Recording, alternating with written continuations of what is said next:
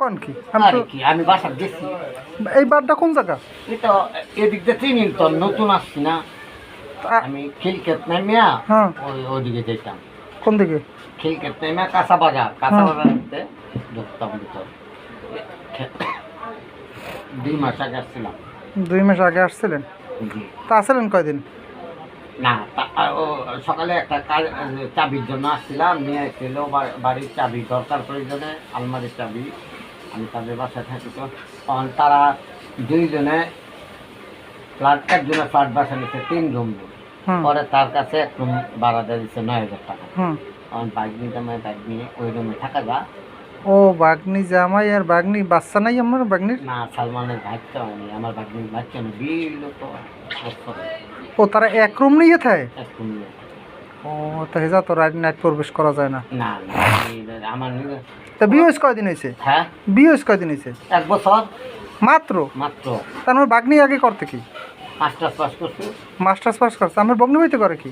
আমার সালমান না বগ্নি বইতাম না। আমার ভগ্নিতে টিচার ট্রেনিং কলেজের অ্যাকাউন্টেন্ট ছিল, মারা গেছে। আর বই না? বোন তো গৃহিণী। ও গৃহিণী। বোনে আছে, বোন বাচ্চা আছে। আমার ভাই সব মারা গেছে। তা আমার ভাই এত বড় অফিসার, আমার লেখাপড়া একটু কম মনে হয়। আর আমার হ্যাঁ আমি মেট্রিক পাস। তাহলে তো না, হলে তো খুব খারাপ, কারণ আমি যদি মেট্রিক পেশন, সালমান স্যার কিন্তু এই অফিসের এই অফিসের ভালো একটা পর্যায়ে নিয়ে দাঁড়া করাতে পারতে। হাতে আমার এই গার্ডের চাকরি দেওয়া লাগে না সালমান স্যারের? হ্যাঁ একটু দেব। মেট্রিক পাস, ইন্টারমিডিয়েট সিএনএ বই দিছি, খারাপ হয়ে গেছে ইংরেজিতে।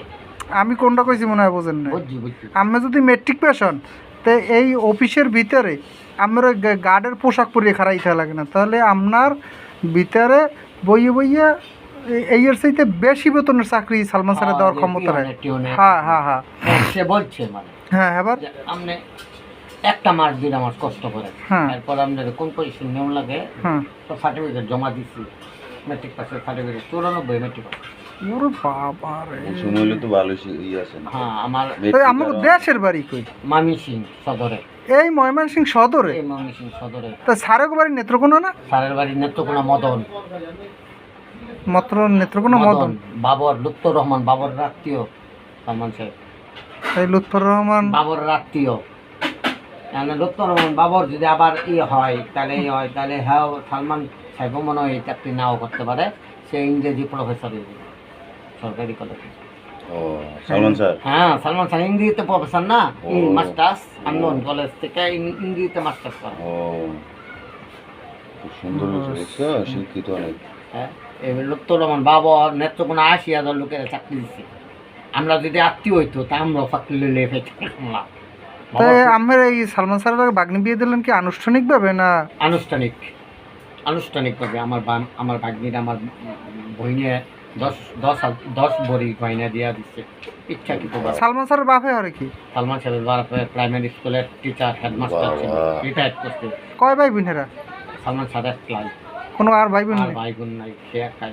তার বাপ হইল জামাত শিবিরের আমির। জামাত শিবিরের আমির মদন থানা। বাবা। সালমান সাহেব তো আইসে চাকরির জব